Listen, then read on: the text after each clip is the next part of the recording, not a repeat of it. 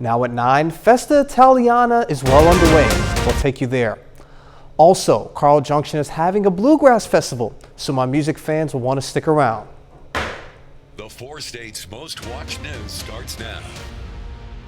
The Bourbon County Sheriff's Office is asking the public to look out for a wanted suspect. This is your KOAM News at 9. I'm Jalen Banks. Officers say Jai Terrence Scott Jr. is wanted in connection with the felony pursuit in Bourbon County, and who they say may be armed and dangerous. Officers recovered the vehicle the suspect was riding in and contacted other suspects involved in the case. However, 6'6", 280-pound Scott Jr. escaped the area. Police say they discovered narcotics and firearms in the suspect's vehicle. Deputies encourage anyone with information regarding the crime to contact the sheriff's office. Around 2 a.m. this morning, Dunnewick Fire Department was alerted to a house fire in the Prosperity area along Ely Road. Jasper County deputies arrived first to find that the house had already been engulfed in flames. Investigation determined that the resident was not home at the time. The home was burned down to the foundation. The only part left was a standing small portion of the attached garage. The cause of the fire is unknown at this time. Every fall, Festa Italiana makes its way back to Frontenac, Kansas. Festa Italiana gives people the opportunity to see the heritage of Southeast Kansas and why it is the way it is today. The funds raised go towards student development grants and semester scholarships to all Frontenac High School graduates. I think it's just the whole community atmosphere and the support of the school in general. Frontenac has a great thing going here where they really have strong support for the schools. The community is pretty tight-knit, a lot of celebration of heritage, so it's just great to get out here and be among people and for a great cause. The scholarship funds are dispersed by the Frontenac Education Foundation. Today, Carl Junction hosted its Carl Junction Bluegrass Festival for families to enjoy. The event featured the country singers from all around the nation, as well as vendors, live music, food trucks, and children activities. An organizer says celebrations like this brings the community together. I think it's important to have a festival that has been around for a really long time. It's a family tradition to a lot of people that I talk to, so they grow up coming to a festival and it brings the community together and it brings Carl Junction together and it gets people a chance to experience Carl Junction and what we have to offer in our city. Over 13,000 people attended the event. Florida Governor Ron DeSantis today expanded the state of emergency from 24 counties to the entire state. Officials are urging everyone to get prepared now and well before the storm's expected arrival. Fox Weather's Max Gordon is in Florida with more. He's also requested a federal pre-landfall emergency declaration that would unlock additional resources from the federal government, and it would also put the National Guard here on standby. While today the weather is calm and the sun is out, things are about to change drastically in the coming days. This storm has the potential for dangerous storm surge, flash flooding, strong winds, heavy rainfall, and even isolated tornadoes.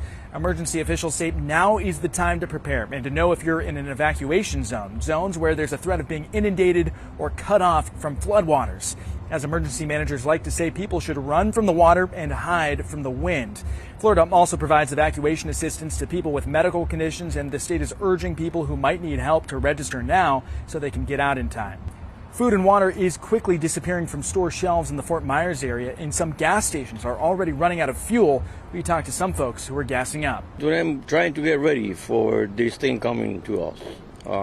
It's not the first time, so I know. I was trying to get fuel, propane, just in case the power go off. We can cook and we can pass through all this. It's not the first time, so I live in this state for 29 years. So. NASA also announcing today that they're scrubbing the launch of the Artemis moon rocket. That launch originally scheduled for Tuesday from Cape Canaveral. They'll now be pushing the rocket back into its covered shelter as the state prepares for this storm. Back to you. Well, our thoughts are with the people of Florida and anyone going through it. Sam, what do you have for us? Yeah, we've been watching this for the last few days, and right now we're looking at Tropical Storm Ian is the name. And these are the various computer models, these different lines, and then the official track is the red line.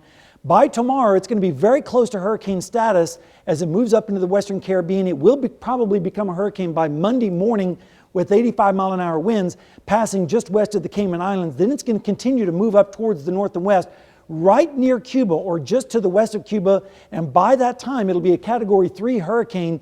And then it's expected to become a Category 4 hurricane once it passes Cuba to the west. And you can see the computer models are still pretty much in agreement here. But as we go through time, the hurricane takes a turn to the north and east, and the computer models kind of move it more to the west. But it's going to be a very powerful storm nevertheless. And even though it may not come directly ashore as a Category 4, there's likely going to be many tornadoes out in front of this storm on Wednesday and Thursday, and perhaps even into southern Georgia. So it's going to be quite a storm to watch, and we'll keep an eye on it, as well as our local weather, which we'll talk about in a little bit. Missouri's largest remaining preserved prairie puts on a celebration to remember and recognize the importance of the natural grassland in this state's history. Prairie State Park, located in western Barton County, hosted the public on its Prairie Jubilee from 10 a.m. to 3 p.m. today. The Park Visitors Center is at 128 Northwest 150th Lane in Minden Mines. Park officials say the park's preservation is important. Historically in Missouri, a third of Missouri was tall grass prairie like what we have here. Now there's less than half of 1%. So a tiny, tiny fraction is all that's left from what once used to be in Missouri. And I think that's important for people to realize. The Prairie Jubilee is celebrated every 2 years. The 6th annual Restoration Carthage Workday took place. The goal is to promote beautification and revitalization of Carthage through volunteering, partnerships, community, and business engagement. The groups would participate in yard cleanups, low maintenance landscaping, and minor exterior repairs.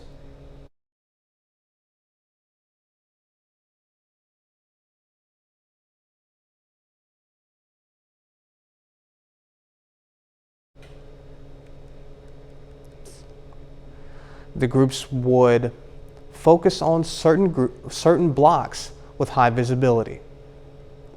President Biden is back in Delaware after addressing the National Education Association in D.C. yesterday.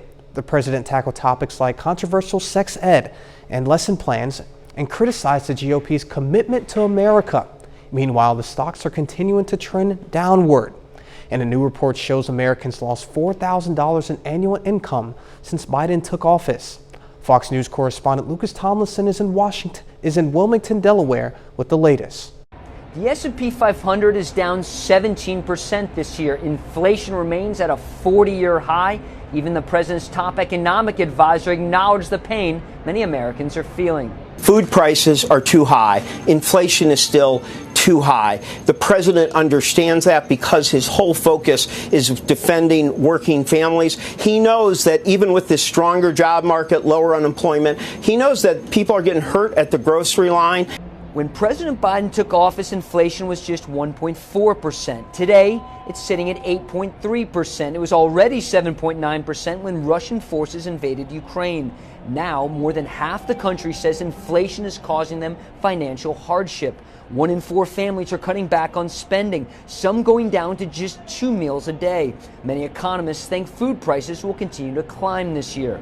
Food prices have soared over the past year. Dairy and cereal are up 16%, eggs up nearly 40%, flour up 23%, butter and margarine up 29%. Senator Roger Marshall of Kansas laid out what's at stake this November in the midterms.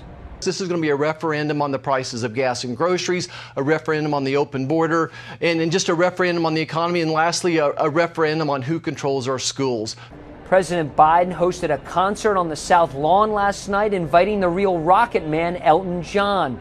Americans are losing over $4,000 in income since President Biden took office, according to a new study by the Heritage Foundation. In Wilmington, Delaware, Lucas Tomlinson, Fox News. Russia is launching new attacks on Ukrainian cities, killing at least 3 people and wounding another 19.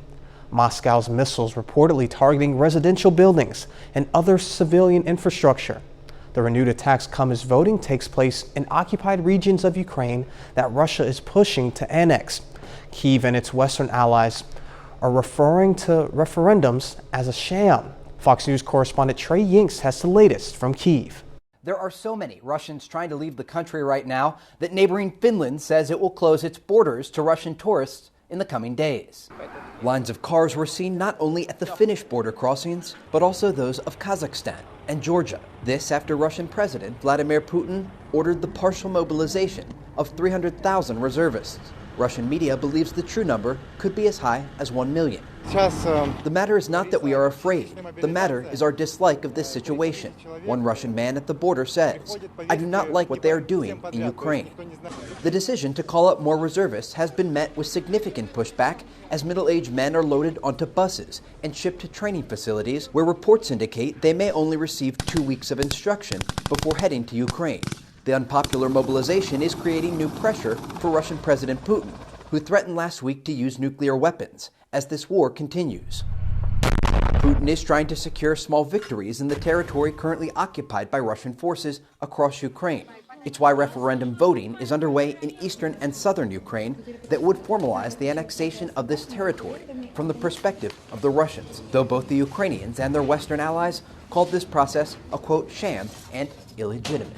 Today in the Ukrainian capital of Kyiv, protesters demonstrated against the referendums. One woman from the southern occupied town of Mariupol said, "We want to support our city and prove the world that Mariupol is Ukraine." She adds, "It does not need any referendum, any liberators." There were fresh protests today in Moscow after women headed to the streets in black clothing demonstrating against sending their sons and husbands to fight in Ukraine. This as Russian President Putin signed a new law today that could send people to prison for up to 10 years if they desert their unit or refuse to fight. In Kyiv, Trey Yinks, Fox News. We now take time to honor tonight's four-state hero. Corporal Carl Judd, a Granby, Missouri native, served in the Army from 1943 till 1952. He served in both Europe and Korea. He was also a part of World War II. To Corporal Carl Judd, we thank you, our four-state hero. Coming up next, the CDC discovers a new virus. And later in sports, the Pittsburgh State Gorillas are the only undefeated team remaining in the MIAA. We'll have highlights from the matchup with Emporia State in sports. A new virus with an eerie relationship to the coronavirus has been discovered and could infect humans. Washington State University researchers have discovered a virus in a Russian bat that is in the same subcategory of coronaviruses and could be transmissible to humans. It's also said to be resistant to COVID-19 vaccine antibodies. The virus is dubbed as the Costa 2 virus and has been found in Western Russia.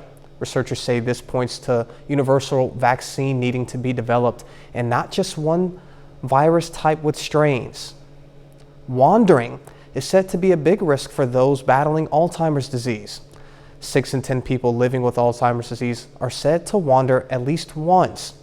Many do it repeatedly. Wandering can take place in many different forms, including elopement, which is an Alzheimer's patient tries to escape and paces repetitively or becomes lost. Some cases of such wandering can lead to injury or even death. It's important to know the person's usual behavior and the telltale signs which could show they might be getting ready to wander and to express any concerns with their medical provider. My car fans, you'll want to stick around because we've got a Land Rover car report just for you.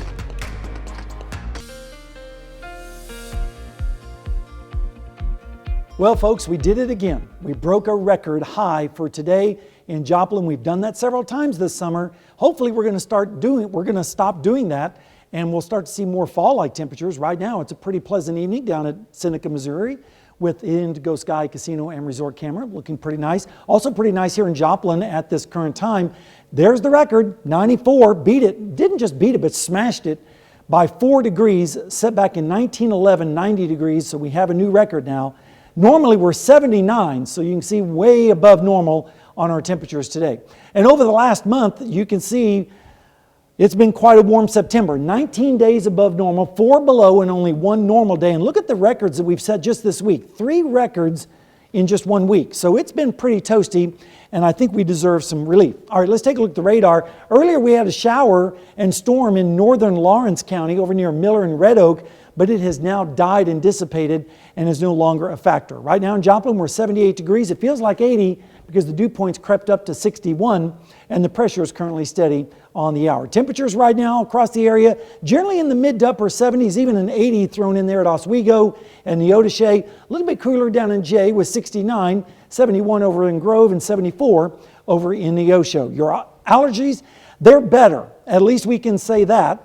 7.2 today and 6.7 tomorrow. So it looks like we're starting to get rid of some of that pollen and ragweed that so many people have been suffering from. If you're heading out to the lake tomorrow with the boat, Elk City Lake is not too bad right now, as well as Big Hill. Down in Grand, it's about 1.5 feet below normal right now. Beaver Lake is a little bit worse at 2.35 below normal. And Table Rock at this point is almost 4.5 feet below normal. So that's a concern. And Stockton is about 5.6 feet below normal. So we desperately need some rainfall to get into these streams, creeks, and lakes across our area to help out with that. Your future track forecast looks like this. Tonight we have a cool front moving through the area. It's not really going to do much, just change our wind direction and bring in cooler air and a little bit drier air too, but lows will generally be in the 60s by tomorrow morning. Then that front goes through our area, and tomorrow we're going to be much cooler with highs in the lower 80s in our area, 70s up to the north.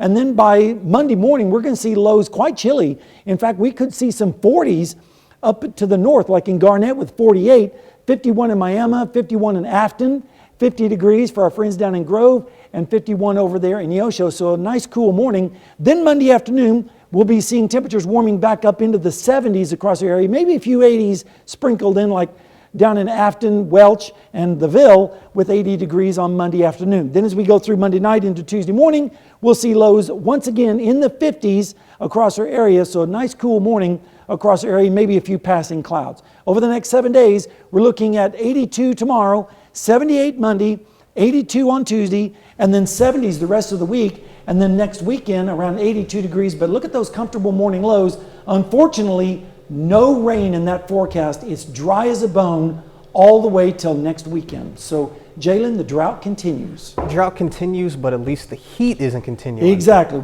I think we can deal with the drought a little bit better as long as we don't have record highs. Yeah, absolutely. Definitely looking forward to wearing like an overcoat or something pretty soon. All right. Thank you, Sam. Right.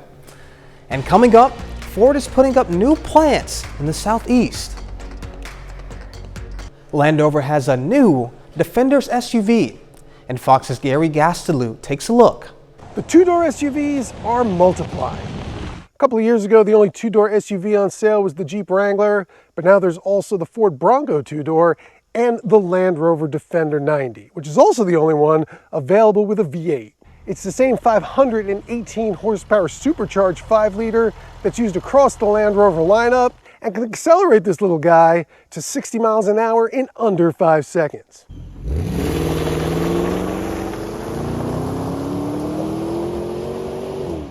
Unfortunately, with a starting price of over $109,000, this is also the most expensive two-door SUV you can buy today. And nearly twice as much as the base Defender 90, which comes with a pretty potent 295 horsepower turbocharged 4-cylinder engine. But the extra 4 pistons in this definitely pack a punch. The Defender 90 V8 is loaded for bear with standard features like a 360-degree camera system, a refrigerated armrest compartment, and an air suspension that can raise the vehicle to give it over 11 inches of ground clearance. Regardless of what's under the 90's very flat hood, its short wheelbase makes it the best choice if you're actually going to go off-roading. It's more nimble on trails, and since the tires are closer together, won't get hung up as much on the rocks. And while it is trickier getting in the back seat of the Defender 90 than a 4-door SUV, once you get back here, you'll find that it's actually roomier than the passenger compartment in some larger vehicles, and not too claustrophobic thanks to these skylights and this giant panoramic sunroof. The Defender 90's biggest shortcoming is that it's kind of short and doesn't have a ton of cargo space, even when you fold the rear seats down. But they do offer the V8 in the Defender 110 that has 4 doors and a larger trunk, proving once again that one size doesn't always fit all. But sometimes it's just right. in the 2022 Defender 90 V8. Gary Gastelou, Fox News. The auto company is committing $11.4 billion into 2 plants. The $5.6 billion Blue Oval City will build Ford's F-Series electric pickups and advanced batteries and have battery recycling capability. The 3,600-acre campus in Stanton, Tennessee will employ 6,000 people. Also, a new $5.8 billion battery manufacturing plant will be built in Glendale, Kentucky. The plant will create 5,000 jobs. Ford will partner with Korean company SK Innovation in the battery projects. An aquarium on the West Coast wants to red list eating an often red crustacean on the East Coast. The Monterey Bay Aquarium in California is discouraging consumers from eating Maine lobsters. The aquarium says the North Atlantic right whales are being harmed in the fishing process for the Maine product, mainly by buoy line entanglements. 17 right whales were reported dead in the U.S. and Canada in 2017. Maine lobstermen and some congressional members object to the characterization, saying deaths from entanglements aren't happening and deaths are from causes like ship strikes. Masks may finally be off for good for some people. We'll have more after the break. A key recommendation for some healthcare protections against the coronavirus has been dropped. The CDC has ended its guideline of Americans wearing masks indoors in hospitals and nursing homes. The change is part of revisions in CDC coronavirus recommendations. The federal agency began urging people to wear source control protection early in the pandemic, but now 1/4 of all counties can drop mask requirements. The CDC now relies on community level rating standards, and some with high levels with transmission can choose to continue mask wearing. Well, that's a look at your first 30 minutes. We'll have more news, weather, and sports after the break. Fox News learning more details about the suspect in the death of a Florida sheriff's deputy in a hit and run. Authorities say the suspect was in the U.S. illegally for the second time. Fox News correspondent Alexis McAdams is at the border of Eagle Pass, Texas, with the latest on the ongoing crisis. That's right. Investigators say that man crossed into the United States at least 2 times. One of those crossings was right here in Eagle Pass, Texas, where I am right now. Now he is facing criminal charges. Take a look here. This is who we're talking about. That's Juan Ariel Molina Sales. He is now charged with leaving the scene of a fatal crash after investigators say he ran over a sheriff's deputy with a front loader and then took off. Deputy Michael Hartwick was killed. He was a 19-year veteran of the Pinellas County Sheriff's Department in Florida. Right now, the Hartwick family is grieving as police try to figure out how Molina Sales was ever approved to work at that construction site without the right paperwork. The hit and run happened at this Florida construction zone on Thursday night. Deputy Hartwick was there to patrol the area to make sure the crew was safe, but when he got out of the car, police say Molina Sales ran him over and took off. Now, the sheriff and Florida Governor Ron DeSantis are trying to figure out why the migrant was at the site without the proper paperwork and a driver's license. He has no qualifications to drive a front loader. And, you know, what he said is that what he told those people is that back in Honduras, he worked some construction and he knows how to operate this thing. So they said, go ahead. Investigators say Molina Sales first entered the U.S. illegally in October of last year, crossing through Eagle Pass, Texas. But that time he was sent back to Mexico by the Border Patrol. But he says he came back through Texas in March and has been living in Tampa, Florida. He is one of the more than 500,000 known gotaways this fiscal year. Those are the people who have been able to evade Border Patrol. And this is a look at just how busy things are out here at the southern border. We saw more than 300 migrants and counting in the morning hours, and things are not expected to slow down. Just within a 24-hour period here in Eagle Pass, Texas, we saw agents pull 2 bodies out of the Rio Grande River behind me, which shows not only are the crosses surging, but also the migrant deaths. Reporting in Eagle Pass, Texas, I'm Alexis McAdams, Fox News. That is unfortunate, and our thoughts are with all those people. Hopefully we've got a little bit better news and weather. Sam, what do you have for us?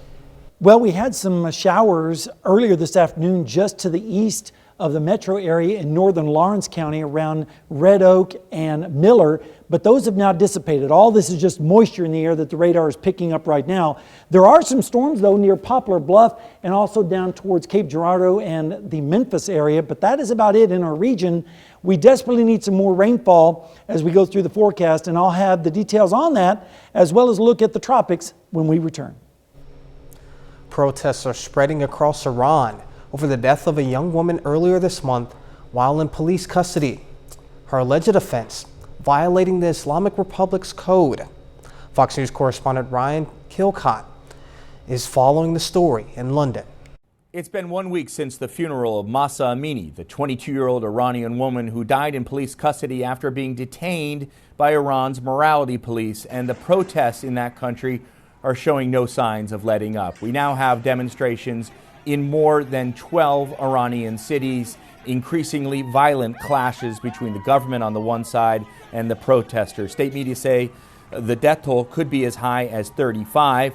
The AP has confirmed at least 11 deaths since the protests began. Mahsa Amini was detained for allegedly wearing her hijab too loosely. The hijab, of course, the headscarf all women have been mandated to wear in Iran since the Islamic Revolution in 1979. The UN says they have information the police used a baton to hit Amini on the head and banged her head against a car during the detention. The authorities in Iran say she had a heart attack but hadn't been harmed, something her family disputes. Protests have even spilled over Iran's borders. Demonstrators gathered in Iraq, chanting women, life, freedom, while holding pictures of Amini. And in Berlin, protesters gathered Friday condemning the Iranian authorities and demanding Western governments keep up the pressure on Tehran. This is the worst political violence in the Islamic Republic in the last 3 years, when protesters clashed with the government and hundreds were killed over the then rising price of fuel. Protesters this time say that if the pressure isn't maintained on Tehran to not use violence to put down these protests, then these protests too will be crushed. In London, Ryan Chilcote, Fox News. Coming up, a plea deal begins after a kidnapped hoax. A California mom is now facing jail time for an elaborate scheme in which police say she faked her own kidnapping. Also that she could go back to her ex-boyfriend. Fox News senior correspondent Laura Engel has that story. Sherry Papini kept her story going even through the confrontation in the interrogation room with police, sobbing and crying when detectives dropped the bombshell that they had found DNA evidence belonging to the person she was with when she claimed she was held captive, which was not from random kidnappers, but instead her ex-boyfriend. You put yourself through this so when you came forward you can tell certain stories. You missed you couldn't control the DNA that we found. The interrogation video from August 13th, 2020 was just made public and shows the mother of two being questioned while sitting next to her husband Keith, who had been supportive through her ordeal. Papini vanished November 2nd, 2016 while out on a run, and after a significant multi-state search to find her, she turned up 3 weeks later with a chain around her waist, walking on a county road in Northern California on Thanksgiving, with claims that 2 Hispanic women kidnapped her, kept her in a closet, and had starved and branded her.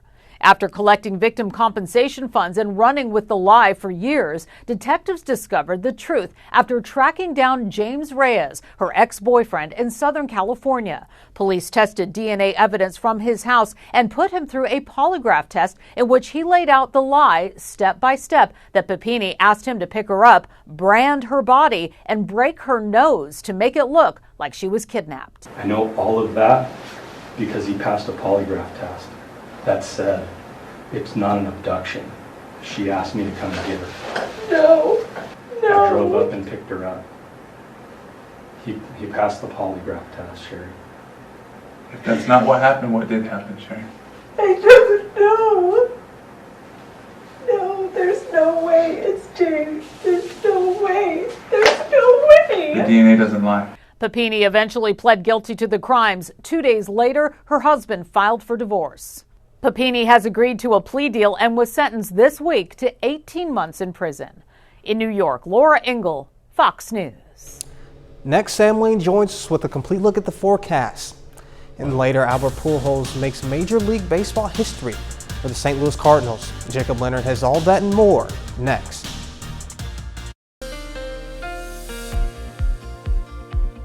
Well, folks, we have started off the weekend on a hot note with temperatures in the 90s in many locations. In fact, we broke a record today yet again this summer. All right, let's take a look outside right now at Indigo Sky Casino and Resort down in Seneca. Pretty nice evening. It is not a nice evening, though, in the Western Caribbean with Ian now making his progress towards the west-northwest. Ian is expected to become close to a hurricane by tomorrow afternoon and then will be a Category 1 by Monday afternoon as it moves up west of the Cayman Islands. And then by Monday afternoon, we'll see temperatures around, or not temperatures, but winds around 110 miles per hour, Category 2, just west of the Cayman Islands. These are the various computer models that are expected to keep on track as this continues to move up towards the north, becoming a Category 3 just west of Cuba. Then it becomes a Category 4 as it moves into the eastern Gulf of Mexico by Tuesday afternoon with winds of around 130 miles per hour. And even though it's still pretty far away, Key West is likely going to start feeling the effects of this, as this is going to be a pretty big storm. Then it continues on a Category 4 strength as we move into Wednesday afternoon, just south and west of Tampa. And right now the computer models are forecasting more of a westward track, but the National Hurricane Center thinks it's going to come ashore in the Forgotten Coast area along the northwestern coast of Florida. So we'll have to keep an eye on him very, very closely. Nothing like that near our area, thank goodness. 94 was the high today, which beat the record of 4 degrees set back in 1911 of 90 degrees. So what is that, 110 years? Quite a record to set today. All right, let's take a look at the drought index. It's pretty bad. We still have exceptional drought conditions across southeastern Kansas and northeastern Oklahoma with extreme droughts surrounding that, and that basically includes all of our area. We desperately need some rainfall. It's been a dry September so far, and it's likely going to end up being the 3rd driest September in Joplin history with only 0.4 of an inch of rain. And it's not just this month. The whole summer's been like this. 3 inches behind in June, almost 3 inches in July. We did catch up a little bit in August with 1.5 inches above normal, but now we're going to finish up the month of September likely 3, almost 4 inches below normal. So we desperately need the rainfall, and right now on radar, it is all clear, not a thing going on. Temperatures right now this afternoon, they were in the 90s. You can see the record in Joplin around 93, 94, 94 in Columbus, Parsons, Fredonia. The Ville was 95 today, a little bit cooler down to the south where they had more cloud cover. Temperatures right now are in the 70s, still 83 in the Ville, and 75 up in Fort Scott. Joplin at 78, feels like 80, dew point is 61. The pressure is currently steady. Tonight, we're going to have a cold front move through, but it's not really going to change the temperature all that much. You can see lows in the 60s, some 50s up to the north with northeasterly winds. Then tomorrow, we're going to definitely feel the change as we're going to see highs in the lower 80s, upper 70s up towards the north. And then as we go through Sunday night into Monday, we're going to see lows quite chilly, around 51 in Afton, 51 in Welch, 40s up in Garnett, 50 in Mount Sinai and Fort Scott. And then Monday afternoon, we should see temperatures rebounding into the 70s, close to 80 degrees down into Oklahoma. Then Monday night into Tuesday, we'll see lows once again in the 50s, not quite as chilly, but still very nice across our area with just a few passing clouds. Over the next 7 days, 82 tomorrow, 78 Monday, 82 on Tuesday, and then 70s for the remainder of the week. But Jalen, I wish I could put some rain chances in there, but unfortunately, it's dry all week long, all the way to next weekend. We've been crossing our fingers for cooler temps. We're going to have to do our rain dance or something. Something, but yeah, 40s up in the north. That'll feel nice. All right, awesome. Thank you, Sam. And coming up in sports, the Missouri Southern Lions aim for their first 3-game winning streak since 2013. Plus, Pitt State tries to stay unbeaten at Emporia State. Jacob Leonard has that and more next.